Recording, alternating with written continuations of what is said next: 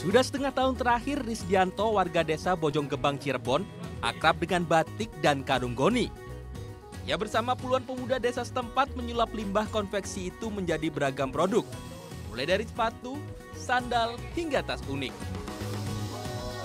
Hasil karya asli warga desa ini berawal dari keprihatinan. Lihat banyaknya limbah karung goni di Cirebon. Akhirnya, kreasi itu pun muncul. Dalam satu hari, Aris bisa memproduksi 5 buah sepatu dengan berbagai motif dan ukuran. Sementara untuk pemasaran, masih mengenalkan media sosial dan relasi serta promosi dari mulut ke mulut. Selain itu, Aris juga rajin ikuti pameran yang diselenggarakan pemerintah.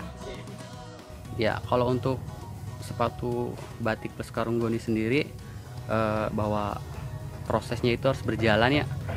Kalau kita menargetkan untuk satu orang, khususnya saya pribadi sendiri mungkin bisa membuat satu pasang, tapi kalau ketika bersama rekan-rekan itu bisa mencapai 5-6 pasang per hari.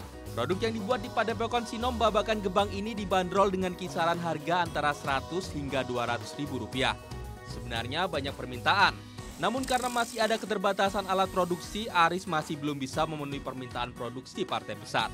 Suatu saat ia bermimpi bisa menjadikan bisnis ini semakin besar dan memberdayakan warga desa setempat.